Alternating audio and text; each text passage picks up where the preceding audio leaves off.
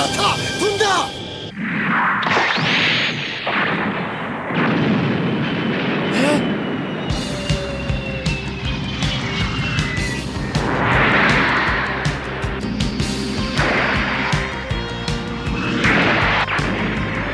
あの戦闘マシンはレギオスよ。レギオス？レ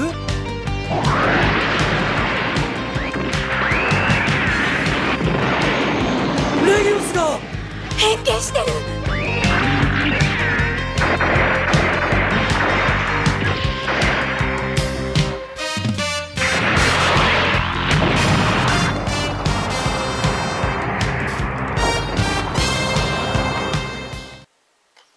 Bonjour à tous, alors aujourd'hui je vous propose de voir un nouveau kit au 1.72 de la série Mospeada, ou plus connu en France sous le titre de Robotech la nouvelle génération, puisque Mospeada fait partie des 3 séries japonaises, donc Macross pour la première partie, Southern Cross pour la deuxième partie, et donc Mospeada pour la troisième partie, qui étaient trois séries totalement indépendantes, que les États-Unis ont racheté, ont remonté, ont massacré, ont redoublé, ont refait toutes les musiques pour créer donc la saga que l'on connaît en France sous le nom de Robotech. Donc Mospeada, je vous en ai déjà parlé dans une de mes premières vidéos, je vous mets le lien quelque part là à l'écran sur la Ride Armor. D'ailleurs j'en aurai d'autres à vous présenter. Mais là on va se pencher sur un autre engin transformable de la série Mospeada, qui est donc l'Armo Fighter, dans sa version avion, donc Fighter, qui se décline sous 2 autres versions comme les variables Fighter de Macross, à savoir un mode Gearwalk qui est nommé Armo Diver dans cette série, que vous voyez là, et un mode robot qui s'appelle donc l'Armo Soldier. Donc 3 modes identiques à la saga Macross. D'ailleurs le créateur, le mecha designer de la série Mospeada, avouera quelques années plus tard à Kawamori, donc le mecha designer de Macross, qui s'était largement inspiré de ces mechas pour créer ceux de cette série. Donc ça c'est pour la petite anecdote. Concernant le kit, donc ce kit est une réédition éditée par Aoshima. Il faut savoir, donc ce kit là date de 2012, c'est une réédition. Il faut savoir que les premiers kits de Mospeada étaient édités par Imai. Les tout premiers kits datent de 1983. Il y avait un kit, alors les kits n'étaient pas du tout transformables, hein, il y avait un kit par mode de l'engin, donc qui était vendu séparément. En 2001, Imai a réédité une boîte contenant les 3 kits ensemble. Puis les moules ont dû être vendus et Aoshima a récupéré donc les moules de cette saga et a également lui aussi sorti un premier reboîtage en 2007 regroupant donc les 3 kits, et celui-ci donc qui date de 2012. Mais à part les illustrations, la boîte et donc la maison qui édite le kit, les kits n'ont pas du tout évolué. On est vraiment dans les mêmes kits qu'en 1983, donc on est vraiment sur du kit vintage. Concernant cette édition de 2012, donc elle a été en rupture de stock pendant un moment et est ressortie il y a quelques mois, donc on peut encore se la procurer facilement et pour un prix correct, parce que les prix avaient eu tendance à s'envoler sur les sites de revente type Le Bon Coin ou eBay, où ces types de kits on les retrouvait à des prix hallucinants comme 50, 60, 70, voire même au-delà, hors frais de port. Ce kit là je l'ai trouvé sur Hobby-Link Japan et je crois qu'il m'est revenu à quelque chose comme 35 € frais de port inclus. Donc c'est plus qu'honnête pour un kit neuf en provenance du Japon. Donc si on fait le tour de la boîte, on voit les illustrations des 3 modes de l'engin avec le nom, le logo Mospeada, le descriptif donc de l'engin, donc qui s'appelle en version originale le Legios AFC01H, puisqu'il existe trois versions de cet engin. Une version bleue qui provient de la base martienne et qui est réservée aux officiers. Une version verte qui provient également de la base de Mars et qui est plutôt pour les soldats communs, la chair à canon. Et une version rouge qui, elle, est plus particulière. Elle viendrait de la base de Jupiter et serait pilotée donc par le personnage féminin, Rourke, dans la version française. Donc ça, c'est pour les petites subtilités. Bon, il y a quelques différences, comme dans Macross, c'est les têtes des robots qui sont différentes, mais sinon le reste est strictement identique, à part les couleurs et certains marquages des décalcomanies qui sont spécifiques aux bases et aux numéros des engins.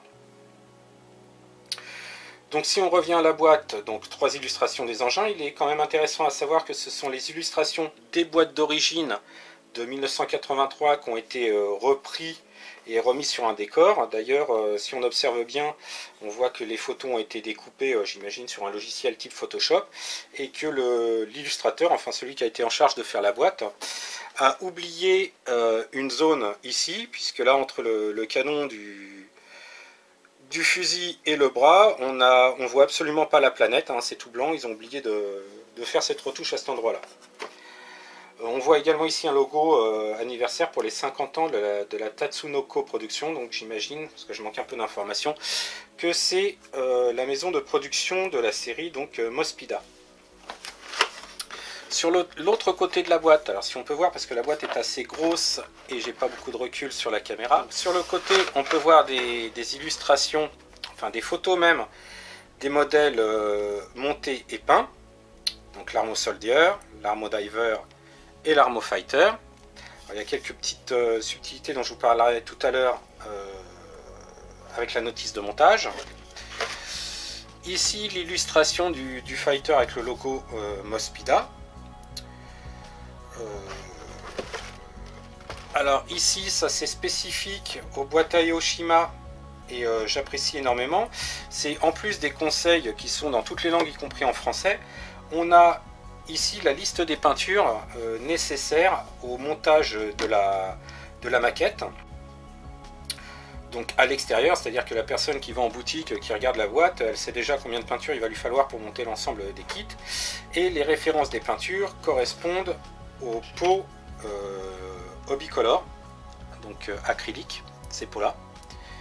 Vous avez une référence ici avec la couleur marquée en japonais, vous avez une référence H avec un petit numéro, donc là si je prends H1, je la retrouve, évidemment j'ai pris le mauvais exemple, parce que du H1 j'en ai plus, j'en ai plus dans cette gamme là, je l'ai remplacé par de la Tamiya, mais le H1 correspond au blanc mat, et là vous avez son équivalent, donc le H11 qui correspond au blanc brillant, et donc ça permet de reconnaître les couleurs à utiliser. Bien sûr quelques outils et de la colle puisque c'est un kit à monter. Voilà, on a fait le tour et j'essaye de voir s'il y a le prix d'origine. Non, a priori peut-être 2500 yens, ce qui voudrait dire qu'il était vendu à l'origine à peu près 25 €. Je vous propose de voir l'intérieur maintenant. Alors, qu'est-ce qu'on trouve à l'intérieur de la boîte? Alors, bien évidemment, on trouve la notice de montage, alors qui est en fait une compilation des 3 notices de montage d'époque. Elles n'ont même pas été... alors elles sont disposées différemment, mais c'est les notices qui étaient présentées à l'époque. Hein. C'est exactement les mêmes, avec les mêmes photos. Il manque juste, je vérifie, non, elles sont là, voilà, les grappes avec toutes les pièces, mais sinon c'est les notices vintage, exactement comme elles étaient à l'époque. Vous avez les sachets séparés pour chaque kit, donc un sachet pour le diver, un sachet pour le fighter et un sachet pour le soldier. Alors, bien évidemment il ne me reste que 2 sachets parce que j'ai déjà fait le fighter que je vais vous présenter aujourd'hui.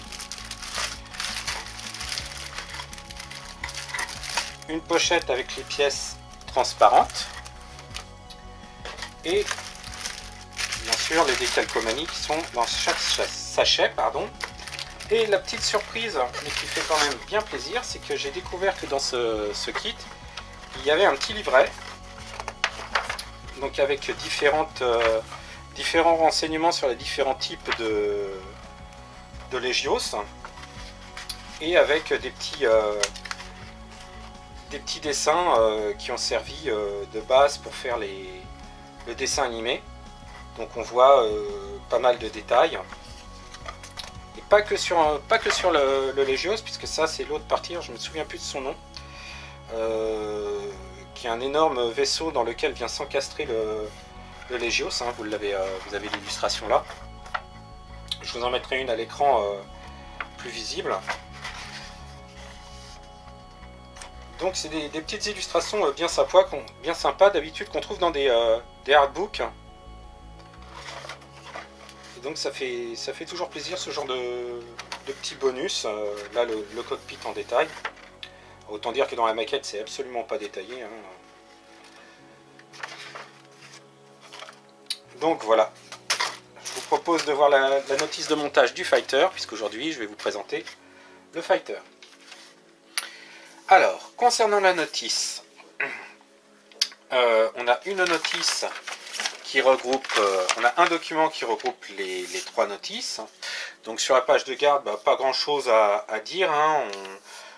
On retrouve le logo de l'éditeur, Aoshima, le logo de la série, donc Genesis Climber Mospeada, le nom de la maquette, et là les conseils de sécurité, alors en japonais, en anglais, en français, c'est la surprise, hein, c'est rare sur une maquette japonaise, quoique ça se fait de plus en plus, en allemand, et là je pense que c'est du chinois. Alors, comme je vous disais, la notice regroupe les trois kits sur un seul document. Aujourd'hui, donc, on va plus s'attarder sur l'Armo Fighter, puisque c'est le kit que je vais vous présenter et que j'ai fait. Les deux autres kits, le Diver et le Soldier, pour l'instant, je ne les ai même pas commencés. Comme vous avez pu voir, les grappes sont encore sous plastique. Alors, donc, on va zoomer un peu. Alors, donc maquette à l'ancienne, donc pas mal de pièces en deux parties à assembler. Donc la première partie là, c'est la tête du Legios qui prendra place sous le cockpit. L'arme du Legios, alors c'est assez amusant parce que dans le dessin animé, contrairement à Macross où on sait que le fusil, le gunpod, est tenu sous le fighter, on le voit. Dans le cas de Mospeada, on ne voit absolument pas l'arme lorsqu'il est en mode fighter, et pourtant là dans la maquette, vous verrez un petit peu plus loin, ils nous disent où le placer en mode fighter. Donc le train d'atterrissage à l'arrière, et ici une rampe de missile. Alors pareil, hein, c'est une rampe de missile qui est présente, donc alors attendez, voilà, ça se voit un peu mieux là. Donc c'est une rampe de missile qui est présente sur les dessins préparatoires que je vous ai montré tout à l'heure, ainsi que sur la maquette, mais qui n'est pas visible du tout dans l'animé, hein. Ensuite, cette partie-là est consacrée à l'assemblage du corps du vaisseau, donc partie supérieure, inférieure qu'on assemble, donc une ligne de collage à estomper à la putty, quelques pièces pour les réacteurs. On a la possibilité ici, c'est indiqué, soit de faire baie de train fermée, soit baie de train ouvert. Alors ce qui est pas mal pour une maquette de cet âge-là, hein, je rappelle que c'est un kit qui date de 1983, et pourtant on a ici le choix de faire l'engin en vol ou au sol, et en plus il y a un pilote de fourni qui est extrêmement moche, mais il a quand même le mérite d'être là, alors que des kits plus récents d'Asegawa, donc pour Macross, qui date de 2000-2005, on n'avait pas de pilote, et puis c'était train ouvert et il n'y avait rien à dire. Donc là c'est quand même un bon point pour un kit qui pourtant commence à accuser un certain âge. Alors ensuite on assemble sur la partie supérieure, une autre pièce, hein, partie supérieure, les dérives, les réacteurs ainsi que les parties latérales des réacteurs, donc qui se situent sur le dessus du fighter, ce qui est assez sympa. Ensuite on assemble le cockpit, donc partie gauche, partie droite, Un cockpit très simple, un pilote, il n'y a même pas de jambes, hein, on a une espèce de, on a le tronc, les hanches, la tête, les bras collés de chaque côté. D'ailleurs, il est tellement moche que je l'ai même pas gardé. La verrière, alors qui est un petit peu particulière parce que elle ne fait pas juste l'emplacement de la verrière, elle fait un petit morceau de cockpit aussi, hein, vous verrez sur la maquette tout à l'heure. Ensuite, on retourne le tout assemblé et on met les trains d'atterrissage si on a décidé de faire version baie de train ouvert, ou alors il y a des pièces pour fermer également la baie de train. La tête qu'on a assemblée en premier, elle prend place à ce moment-là. On a ensuite, ici, on assemble les entrées d'air des réacteurs qu'on place sous le fighter. On assemble toutes les différentes parties que l'on a fait précédemment, donc cockpit, corps du vaisseau, les entrées d'air. Ici, un espèce de module hein, qui se met en dessous, et la maquette est terminée. Par la suite, ici, il précise que l'on peut ajouter le lance-roquette, donc que je vous présentais au tout début, entre les deux réacteurs, et qui n'est pas visible du tout dans la série. Et le pistolet, l'espèce de mitrailleuse, là, gunpod, on va dire, donc lui prendrait place sous l'aile. Donc c'est quelque chose qu'on ne voit pas du tout également présenté comme ça dans la série. Alors, sur cette page-là, on a les différentes couleurs à utiliser, donc avec les références ici. Ici, les mélanges. Donc H5 de mémoire, je crois que c'est bleu. H1, c'est blanc. 46, je ne sais plus du tout ce que c'est. Mais donc voilà, c'est un mélange de ces trois couleurs-là pour obtenir l'espèce de bleu, là. Le gris, c'est du blanc, du gris. Et H2, c'est noir. Donc un mélange de blanc, gris et noir. Et l'espèce de blanc, là, c'est une majorité de blanc avec une pointe de gris, je crois. Ensuite, on a ici le plan des décalcos.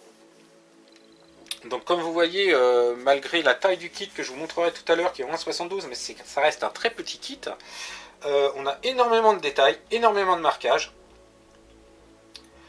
que ce soit le dessus, le dessous, un cockpit relativement simple, hein. Là je vais vous montrer, là je vais essayer de vous montrer un peu mieux. Donc comme vous voyez, en plus le pilote ne ressemble à rien, hein. Moi je l'ai carrément pas mis. Et vous avez en plus un personnage en 1,72 debout, donc devant l'engin.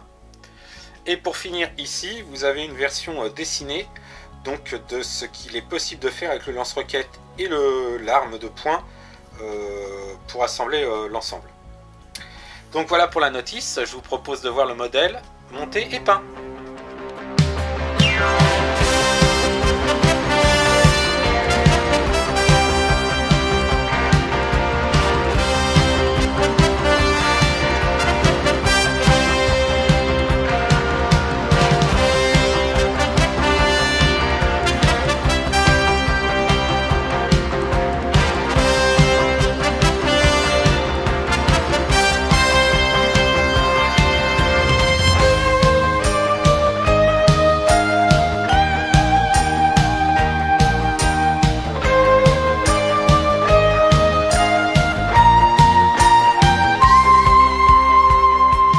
Donc voilà, le Legios version Armo Fighter au 1,72e de chez Aoshima, monté et peint.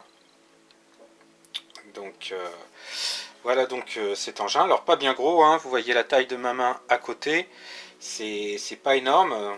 Tout à l'heure je vous mettrai un VF 1S au 1,72e de la série Macross, édité par Hasegawa pour que vous voyez la différence.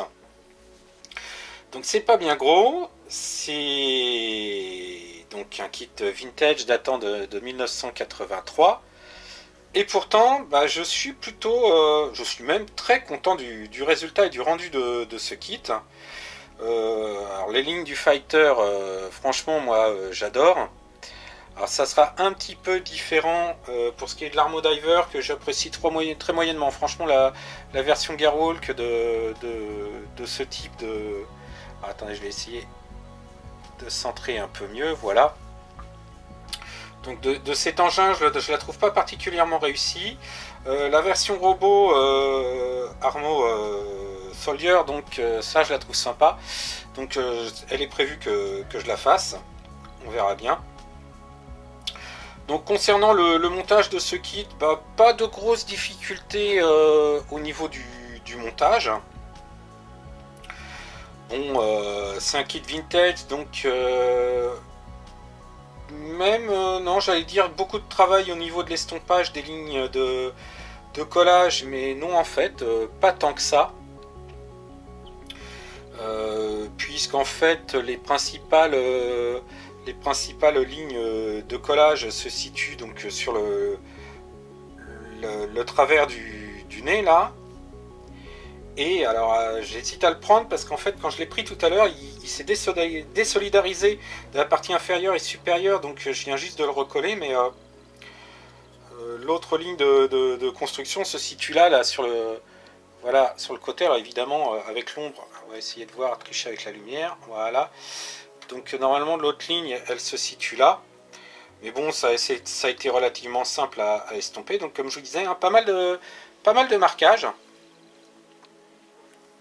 Donc le dessous est aussi très très sympa, très détaillé pour un kit de cette taille là et de cet âge là. Donc non, j'aime beaucoup le rendu de ce kit, hein. Bon, un petit travail de peinture de pré-ombrage sur le blanc là pour casser un petit peu la plat, mais rien de particulier. Tout ce qui est marquage, les lignes là, je les ai fait bien évidemment à l'aérographe, à la peinture, hein, pas de... J'ai pas utilisé des calcomanies pour cette partie-là. Le cockpit, voilà. Donc, comme je vous disais, vous voyez la verrière quand même un peu particulière, avec une grosse partie de la carlingue qui se situe sur la verrière, mais bon. Et donc le cockpit, très très simple, il n'y a pas d'instrument de vol, hein, vous avez le siège, et c'est tout. Pas de décalcomanie pour faire l'instrument de vol, et normalement de toute manière il n'y a même pas la place pour la console parce que le tronc du pilote se glisse en dessous et ça donne vraiment rien. Donc c'est pour ça que j'ai préféré garder une version sans pilote. Hop, je remets la verrière. Donc voilà, et à côté vous aviez donc un petit pilote. Donc je me suis bien amusé à le peindre aussi, hein. Alors les couleurs sont un peu criardes, hein. Je rappelle que je suis légèrement daltonien. Et donc c'est la tenue de Stig Bernard, donc Scott Bernard dans la version Robotech, qui normalement tire plus sur le gris avec l'intérieur de la combinaison rouge un peu bordeaux. Et c'est vrai que moi j'ai un peu tapé dans le vert vif. Et j'ai utilisé un mélange bordeaux-marron pour faire la combinaison. Voilà, j'ai l'ami Yvan qui m'a un petit peu aiguillé pour les couleurs à utiliser lorsque je ferai la Ride Armor de Stig. Merci Yvan. D'ailleurs à ce sujet, hein, je vous rappelle que Yvan a fait aussi un unboxing, enfin plus qu'un unboxing, hein, puisqu'il présente le modèle en cours de montage d'un Armo Fighter, mais la version verte, hein. Donc je vous renvoie à sa vidéo si vous voulez voir l'Armo Fighter et l'Armo Diver, hein, de la même collection, mais en version Imai, c'est exactement la même, hein, sauf que c'est l'édition d'origine de 1983. Je vous invite à aller voir sa vidéo qui est très instructive également. Alors comme promis, maintenant je vais vous montrer donc la comparaison de taille entre un Armo Fighter au 1/72e et un VF1S de la série Macross au 1/72e. Donc voilà, hein, pour faire un comparatif, la différence entre les deux kits, hein, qui sont pourtant au 1/72e tous les deux, hein. Là je mets donc le petit pilote au milieu pour que vous rendiez compte. Donc en effet le Legio c'est beaucoup plus petit que le VF de chez Hasegawa, qui pourtant est au 1/72, hein. Les deux sont au 1/72. Donc voilà, sur ce petit comparatif, j'espère que cette vidéo vous a plu. Les autres kits contenus dans la boîte, je compte les faire, mais pas tout de suite. En ce moment, je suis sur d'autres kits et j'ai d'autres projets avant, parce que ce sont des kits qui sont sympas, mais surtout le soldier qui demande pas mal de boulot, puisque c'est du vintage, pas mal de putty, pas mal de ponçage et autres. Donc j'avoue que j'alterne, kit plutôt sympa à faire, puis après kit un peu plus difficile. Donc c'est pas encore prévu de faire cela, mais ça viendra et je vous les présenterai en vidéo. J'espère que cette vidéo vous a plu, j'espère que le sujet vous a plu. Ces kits, comme je vous disais, sont réédités régulièrement, donc surveillez les sites de vente japonais. Donc voilà. Si cette vidéo vous a plu, n'hésitez pas à vous abonner. Je vous invite également à venir sur ma page Facebook Sebgeek Factory, où vous verrez les work in progress plus détaillés, hein, puisque lorsque je fais un kit, à chaque coup que j'avance dans le kit, je fais des photos et je mets en ligne en temps réel. Donc beaucoup plus de détails, beaucoup plus d'explications également. Et si vous avez des commentaires ou des suggestions à faire, la section commentaires est là pour ça. En attendant, prenez soin de vous, faites attention et je vous dis rendez-vous à la semaine prochaine pour une autre vidéo. Ciao!